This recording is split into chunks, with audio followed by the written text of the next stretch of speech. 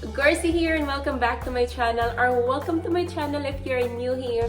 I create video of weight loss challenges and fitness challenges, and in today's video guys, I'm going to show you my very own recipe.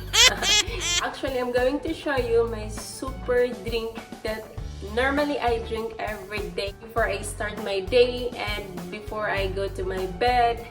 And this drink really makes me feel relaxed, enhance my metabolism. Without further ado, let's get started. And I'm so excited to show. Here we have three main ingredients: raw peppermint leaves, lemon, and water. Cutting the lemon into quarter, remove the seeds. I don't remove the lemon peel as it contains a list of vitamins, minerals, and fiber, which gives your body a nutritional boost. It also have healthy enzymes, which helps you live healthier life. And this is our main ingredients, guys. Raw peppermint leaves is our main ingredients. Various of benefits that you can get by adding raw peppermint leaves daily. Mint is a calming herb that people have used for thousands of years to help soothe an upset stomach.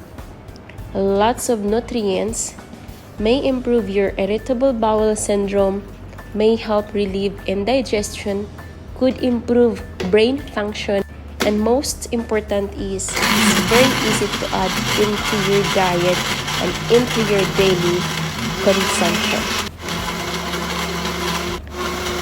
It can also suppress your appetite and very low of calorie. And here you go, I just blend it all together.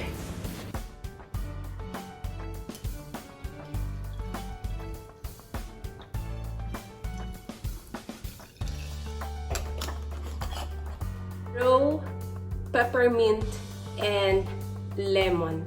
That's the only ingredients, and of course water. Then we have to combine it and blend together. Based on my observation, guys, whenever I drink this, especially during my bedtime, it really feels me relaxed and it really helps me sleep directly, sleep properly. And yeah, so if you want to try, I just want to share my super drink juice because this is very healthy drink.